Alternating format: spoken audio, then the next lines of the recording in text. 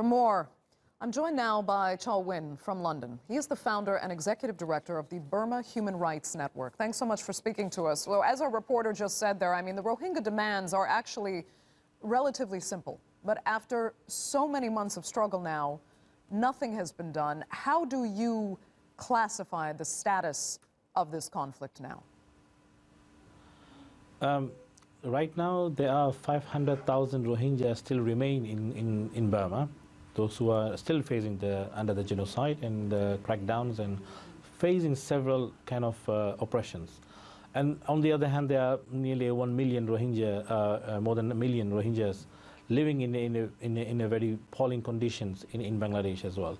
So I think the conditions, the totality of the condition is still remain fragile and also volatile, and still the oppression is continuing, and still there are lots of pressure and restrictions of movements and medications, right. And there are so many issues still continuing. And that's the problem. I mean, all the international pressure, all the attention from the United Nations, threats of legal action, even taking humanitarian awards away from Aung San Suu Kyi. It's all led to little or no change. So what would it ultimately take for the Myanmar government to budge? I mean, it is very important that international community put some measure, and which is we haven't seen enough yet. And first of all, there must be enough sanction on the economic interests of the military, and these are the perpetrators, the entities, and who are supporting all this kind of genocide.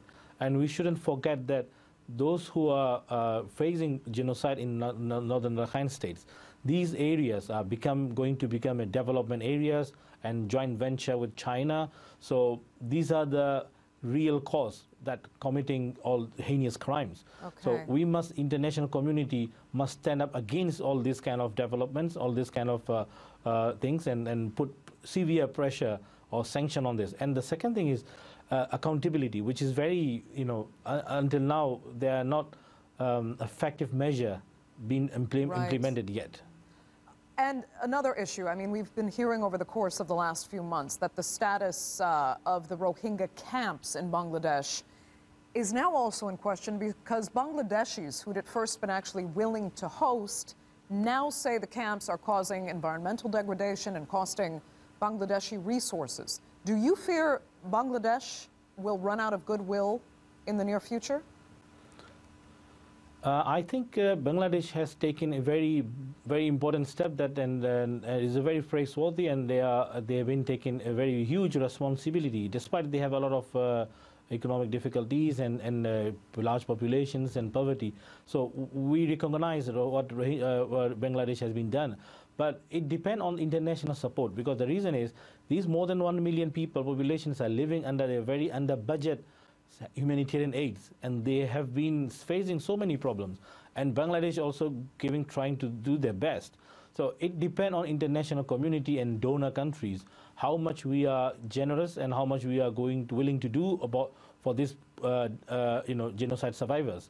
And on the other, also I would like to highlight here is there are several conditions for the repatriations.